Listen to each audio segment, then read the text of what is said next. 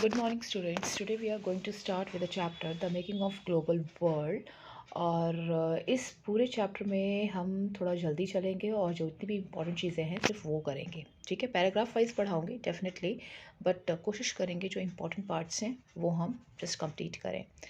Basically first paragraph हमारा क्या कहता है? हमारा फ़र्स्ट पैराग्राफ बेसिकली ये कहता है कि जब हम ग्लोबलाइजेशन टर्म की बात करते हैं, जैसा कि हमने इकोनॉमिक्स में पढ़ा है कि पिछले 50 सालों से हम एक ऐसी इकोनॉमिक सिस्टम की बात करते हैं जो तकरीबन पिछले लगभग 50 सालों में से हमारे सामने आई हैं, 50 सालों में ही हमारे सामने आई हैं।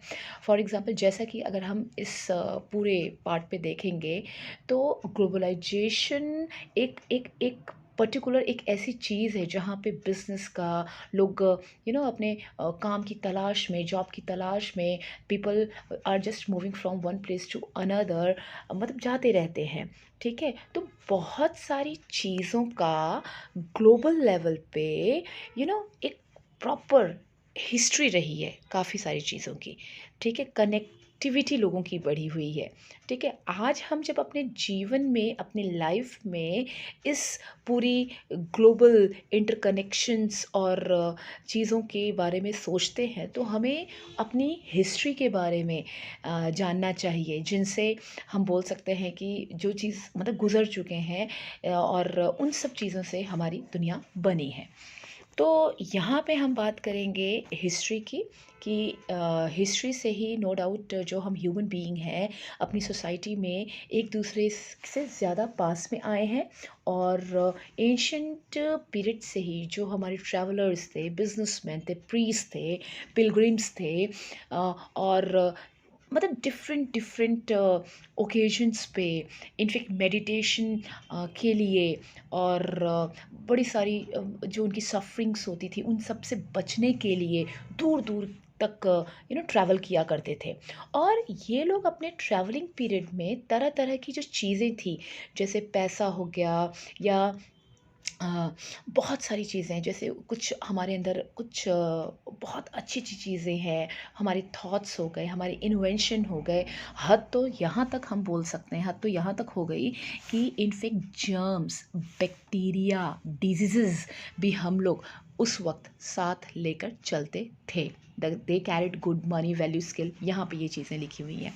अच्छा, उसके बाद अगर हम और बात करते हैं तो अप्रॉक्स 3000, अगर हम बात करें तो 3000 BC की अगर हम बात करते हैं, मतलब बहुत साल पहले की अगर बात करते हैं, तो वेस्ट जैसे बोलते हैं ना कि ईस्टर्न में जो कोस्टल सी एरियाज़ वगैरह होते थे, वहाँ पे जो बिज़नेस हुआ करता था, अ, हमारी जो इंडस वैली सिविलाइजेशन थी वो उनसे कनेक्टेड थी, उन कंट्रीज से कनेक्टेड थी जो ईस्टर्न कोस्टल एरियाज़ थे।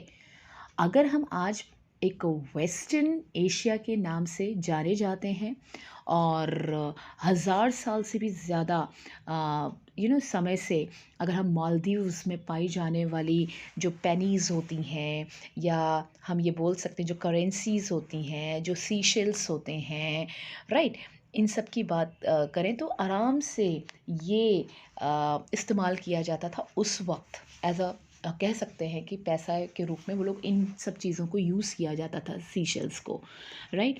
चीनी, और अगर हम चाइना की बात करें, ईस्ट अफ्रीका की बात करें, तो भाई यहाँ पे तो जितनी भी बीमारी फैलाने वाली जो चीज़ें थी, मतलब ये जो सीशेल्स थे वो वहाँ तक पहुँच गए। ठीक है, जो हमारा ईस्टर्न अफ्रीका और चाइना था, उन कंट्रीज़ में भी सीशेल को देखा जा सकता है।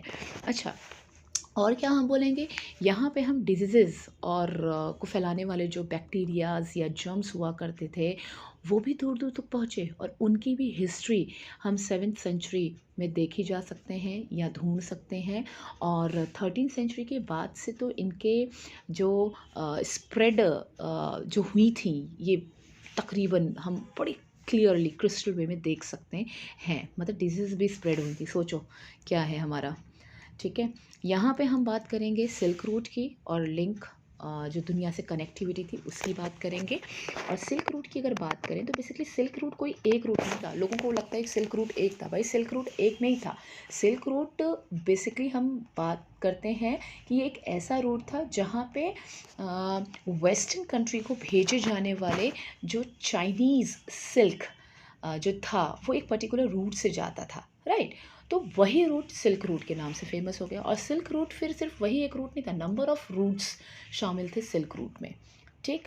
तो हम ये बोल सकते हैं कि जो हमारा मॉडर्न एरा है, जो अब का एरा है, अगर हम उसकी बात करें तो भाई दूर दूर से जितने भी पाथ्स हैं हमारे, उनके बीच में और एक कनेक्टिविटी दिख सकती है, एक बिज़नेस दिखता है हमें।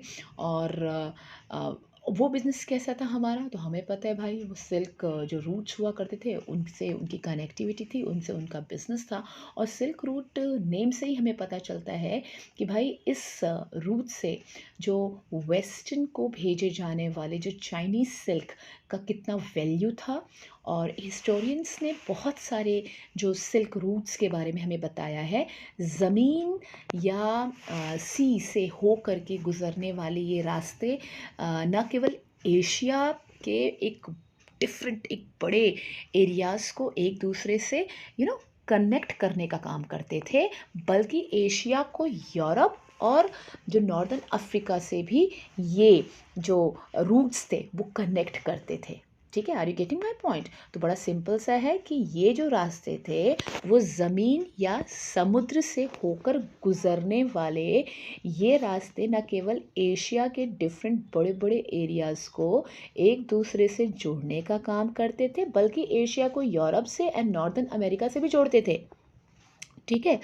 अच्छा, और हम क्या बोलेंगे यहाँ पे कि ऐसा ही जो रूट था वो बीसी के समय यानी बिफोर क्राइस्ट के समय में सामने आ चुके थे। और लगभग 15th सेंचुरी तक ये एग्जिस्ट में थे, राइट। और इसी रास्ते से जो चाइनीज़ पॉटरी होती थी, इसी रास्ते से इंडिया और जो सदर्न ईस्टर्न एशिया के जो क्लोथ्स थे और स्पाइसेस थे, वो दुनिया के वर्ल्ड के डिफरेंट डिफरेंट एरियाज़ में या कंट्रीज़ में पहुंचते थे।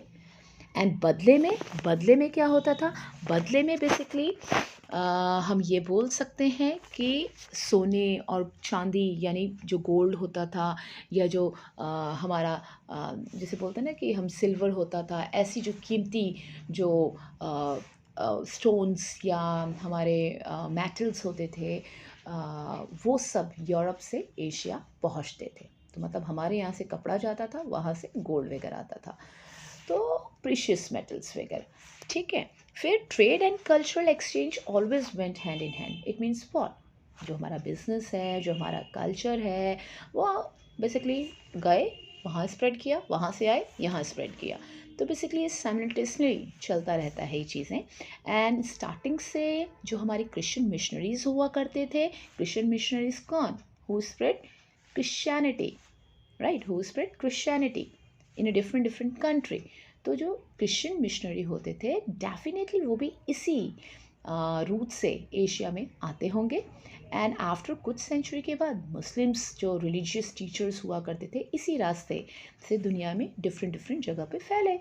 अब इससे भी बहुत पहले अगर हम बात करें तो ईस्टर्न इंडिया में जो बौद्धिस्ट रिलीजन, जो सिल्क मार्च की जो सिल्क रूट्स की डिफरेंट डिफरेंट रूट से ही होकर के डिफरेंट डिफरेंट कंट्रीज़ में पहुंचा था। आई होप कि ये चीज़ें आपको क्लियर हो रही होंगी। अब यहाँ पे आता है food travels. It means what, भोजन की यात्रा, spaghetti and potato. It means spaghetti and potato एक प्रकार का क्रॉप कह लीजिए, एक प्रकार का खाने का अन्न कह लीजिए, ग्रेन कह लीजिए, कुछ भी कह लीजिए, स्वागेटी वो होता है, ठीक है।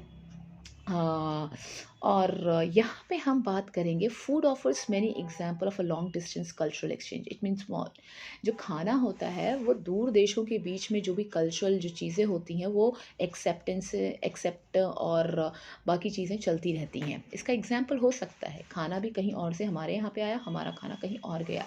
और जब भी हम बिजनेसमैन की बात करते हैं या ट्रैवलर्स की बात करते हैं और किसी नई कंट्री में वो लोग जाते हैं, तो नॉनली और अनलोनली, नो, मतलब कि जाने अनजाने में कहीं ना कहीं वो नई फसलें वो लोग बो आते हैं। ठीक है, मतलब अपनी जगह से अगर कोई पोटैटो ले गया तो वहाँ जाकर के छोड़ के आ गया, नारियल ले गया तो नारियल के बीज वहाँ छोड़ के आ गए, मतलब इस टाइप की चीज़ें चलती हैं। अब पॉसिबिलिटीज़ है कि दुनिया के डिफरेंट डिफरेंट पार्ट्स में मिलने वाले इंस्टेंट और रेडी जो फूड प्रोडक्ट्स होते हैं वो भी बहुत पहले एक पर्टिकुलर इम्पोर्टेंट चीज़ रहे हों। तो यहाँ पे हम स्पैगेटी और नूडल्स का एग्जाम्पल लेंगे, राइट। कहा यह जाता है कि नूडल्स चाइना के वेस्ट में पहुँचे, पहले वहाँ पे नूडल्स चाइना के वेस्ट में पहुँचे और वहाँ उन्होंने उनसे स्पैगेटी का जन्म हुआ। मतलब नूडल्स चाइना के चीन से वेस्ट में पहुँचे और वहाँ से स्पैगेटी का जन्म हुआ। अब या पॉसिबिलिटी ये रही कि पास्ता जो अरेबिक ट्रैवलर्स थे, ट्रैवलर्स के साथ 5th सेंचुरी में सिसिली पहुंचा। अब सिसिली कहाँ पे है? इटली में है। यानी अरेबिक जितने भी अरेबियंस हैं ट्रैवलर्स के साथ 5th सेंचुरी में सिसिली पहुंचा, जो कि सिसिली अब इटली का एक आइलैंड है, राइट। ओके ओके, आगे हम ये बोलेंगे कि इसी तरह के जो फूड्स थे जापान और भारत या इंडिया में भी पाए जाते हैं, और इसलिए हो सकता है, क्या हो सकता है? इसलिए हो सकता है कि हम कभी यह न जान सके कि भाई उनका जन्म कैसा हुआ, किस फूड का जन्म कैसे हुआ, वी डोंट नो कहाँ से आया। फिर भी इस चीज़ का एजम्पशन के लगा सकते हैं हम कि, और एज्यूम किया जा सकता है कि मॉडर्न डे से पहले भी जो दूर दूर की कंट्रीज़ थे उनके बीच कल्चरल एक कनेक्टिविटी चलता था बहुत ही तरीके से। ठीक है, यहाँ पे कुछ फूड्स के नेम हैं, जैसे हम पढ़ेंगे क्या, जो पोटैटोज़ हो गया हमारा, राइट, टमाटोज़ हो गए, मेज़ हो गए, चिलीज़ हो गए, स्वीट पोटैटो हो गए, ऐसे बहुत सारे दूसरे जो फूड प्रोडक्ट्स हुआ करते थे, फ्रूट्स हुआ करते थे। लगभग अप्रॉक्स 500 ईयर अगो हमारे जो एंसेस्टर्स थे उनके पास नहीं थे। बट ये जो फूड प्रोडक्ट्स थे यूरोप और एशिया में तब पहुँचे जब क्रिस्टोफर कोलंबस गलती से उन आइलैंड्स में पहुँच गया था, जिन्हें बाद में अमेरिका का नाम से जाने जाने लगा था। ठीक है, और यहाँ पे अमेरिका का मतलब क्या है? North America, South America, Caribbean island, इन सब से है, राइट। तो दरअसल हमारे बहुत सारे जो फूड प्रोडक्ट थे अमेरिका के जितने भी ओरिजिन लोग थे, यानी अमेरिकन इंडियंस थे, उनके पास से हमारे पास आए। ठीक, अब यहाँ पे हम और क्या देखेंगे कि कई बार जो न्यू क्रॉप्स हुआ करती थी, लास्ट पैराग्राफ पढ़ रहे हैं 1.3 के ऊपर, तो कई बार जो न्यू फसल होती थी, क्रॉप्स हुआ करती थी, उनके आने से जो हमारी लाइफ थी, जो हमारी लाइफ में एक ह्यूज डिफरेंस आ जाता था।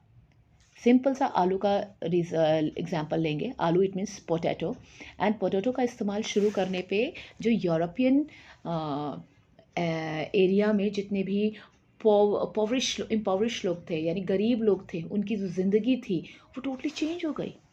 कैसे चेंज हो गई? उनको खाना नहीं मिलता था। अब उनको पोटैटो जब मिल गया तो उनका खाना बेटर हो गया, उनकी जो एज थी वो बढ़ने लगी थी। एंड जो आयरलैंड के जो पुअरेस्ट पीजेंट हुआ करते थे, वो तो आलू पे इस ढंग से डिपेंडेंट हो गए, पोटैटोज़ पे इस ढंग से डिपेंड हो गए थे कि जब 1840 के समय में, इन बिटवीन 1840 किसी बीमारी के कारण आलू और पोटैटो की जो क्रॉप थी वो जब ख़राब हो गई, बिल्कुल डिस्ट्रॉय हो गई, तो लाखों लोग, नंबर ऑफ़ पीपल मौत के मुंह में चले गए स्टार्वेशन से। सोचो, एक आलू पे इतना डिपेंडेंट व्यक्ति हो गया। यहाँ पे अब टॉपिक हमारा आएगा conquest, disease and trade. Conquest it means Vijay, disease मतलब बीमारी, और ट्रेड मीन्स व्यापार, राइट। यहाँ पे बेटा एक पिक्चर देख रहे हैं, this one, N Irish potato famine illustrated London news 1849। ये आयरलैंड में आलू का जो स्टार्वेशन हुआ था, आलू का जो स्कासिटी हुआ था, उसका पिक्चर है, जहाँ पे लोग ढूंढ ढूंढ के आलू निकाल रहे हैं। ठीक है, तो एक बार ये देख लेना। आई थिंक आज के लिए मैं इतना लेक्चर काफ़ी करती हूँ, बंद करती हूँ, और अभी आप इतना पढ़िए। कल मैं इसका सेकंड पार्ट मैं इसका अपलोड करूँगी, कोशिश करूँगी कि पूरा लेक्चर बेटा मैं ख़त्म कर सकूँ। ठीक है, तो इस वीडियो को आप देखिएगा ज़रूर। Okay, thank you.